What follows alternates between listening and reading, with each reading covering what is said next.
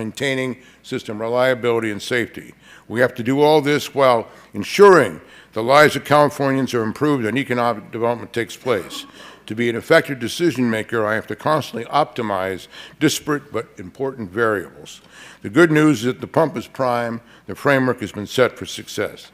The California Public Utilities is going to continue ensuring that we adhere to the loading order, as I mentioned earlier. The Commission will do this while engaging closely with stakeholders to figure out how to maximize the amount of cost-effective energy efficiency we can achieve.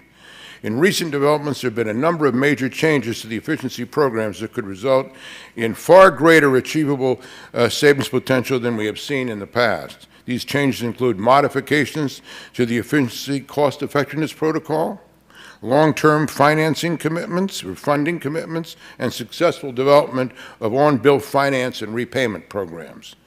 The cost-effectiveness protocol the PUC adopts is a major gatekeeper that ensures that utility efficiency portfolios, have sufficient cost containment for ratepayers.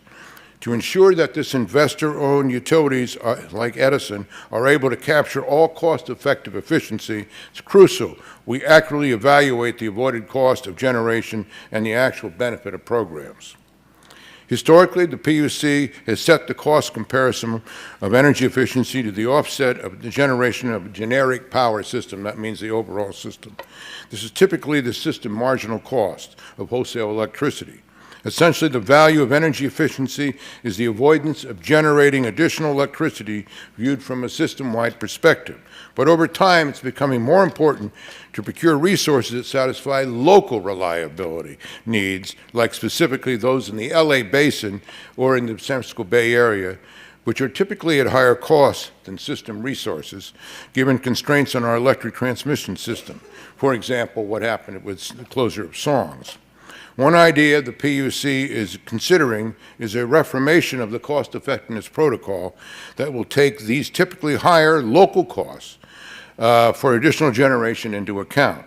Providing an efficiency measure is located in a transmission-constrained area, like Southern California now with the closure of that nuclear unit that's providing 24 hours a day, 7 days a week power, 90% of the time, 2,200 megawatts, a lot of electricity.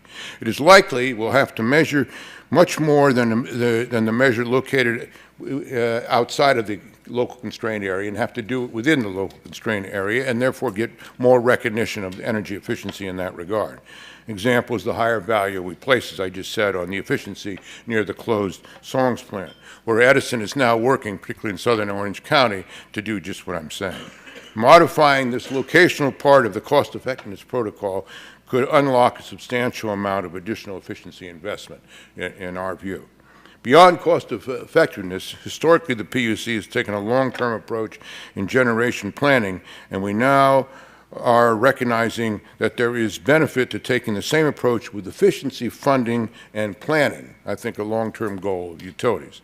Taking a cue from our procurement policies, we are examining how committing funding for longer than a 2 to 3 year program cycle might develop more robust efficiency markets. This could in turn reduce the premium manufacturers have to pass on to customers. That's higher prices. We can update forecasts on a rolling basis every 2 to 3 years. This might reduce the uncertainty in efficiency funding, creating more stable markets and lower costs for consumers at no additional cost to ratepayers. Another example of innovative thinking is the PUC's commitment to making on-bill finance and repayment work. For many customers, there is a lack of available capital to pay for efficiency upgrades. We all understand that. With financing mechanisms, we can enable customers to finance these upgrades with cost of the loan program offset by money saved from the efficiency measures themselves. This seems simple enough in concept. The vision is for major whole house retrofits, of which we need so many, and upgrades, to be financed at least on a bill-neutral basis, enabling the far greater proliferation of investor-owned utility efficiency programs. With the major leverage of private capital, energy efficiency finance can help drastically improve the productivity of energy infrastructure investments. Those are just 3 examples of the type of innovative thinking from the public sector, as I say the public sector to all of you from government, that is driving real energy savings and environmental improvement. We have many questions that have yet to be answered. For instance, how are we going to address natural gas home heating, a significant unaddressed source of greenhouse gas emissions? This is a major, and how is a major expansion of vehicle electrification going to impact efficiency in California? Because we're moving in that direction, clearly. And how are we going to direct research, development, and market transformation investment to maximize the benefit to society? There is no reason our residents should have to compromise on their environmental quality and economic prosperity. We need the best minds working hard to help us achieve the necessary advances over the years and decades to come.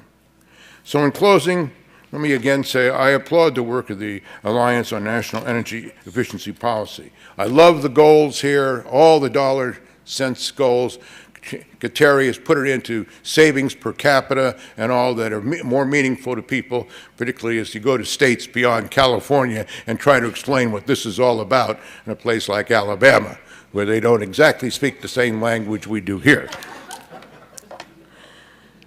Energy 2030 points the way forward, and California will be an active partner and leader along the way. For that, I could assure you, all those from the Alliance and DWP and Edison. But what we all seek to build is a foundation for a more sustainable world. If indeed there is the Lord's work on earth, that's it. Thank you all very much. It's great to be here again. That was awesome. Thank you. You have just seen the personal embodiment of why I wanted to get to California first and get the leadership. The book that Mike referenced when he talked to you, the little booklet, Energy 2030, if you look at the recommendations in there, he could have written this in his sleep, I think. But literally, the long-term, stable policy that California has put in place, getting the rate regulatory paradigm right to either encourage or force, whatever word you want to use to drive utility investment, and measuring progress and innovating and continuing to improve the program. All of those are recipes for success. On a personal note, I'll take just a minute of your time, tell you my history with Mike Peevey. Just to give you an idea of how committed and how long-term his commitment to sustainable energy future is. When I was just starting out in my career in Washington, D.C., I was with a law firm as a non-lawyer professional, and we were approached by Mike Peevey and the folks at Southern California Edison and the then head of the Water and Power Commission, Mike Gage. And this was in, I think, late 80s. Los Angeles had set this bold, audacious goal of putting 5,000 electric vehicles on the road by 1995. And Mike Peevey and Mike Gage said, we're going to make sure that happens, and we're going to engage at the federal level. So he was the original founder of a group that still exists called the Electric Drive Transportation Association. He's been driving electric vehicles as well as driving energy efficiency and clean energy initiatives for all those many years, and he's been a great leader, and it's been wonderful to be his friend. So thank you for joining us today. Let me invite our panelists up for the first panel that we've got today, where we're going to look at investment and modernization. So can I ask David and Stephen and Ted to join me up here on the stage? Yeah. Oh, I'm sorry. I screwed up my job. We got a break now. So please, network, mingle, enjoy. We'll be back in a couple of minutes. Thank you for your time.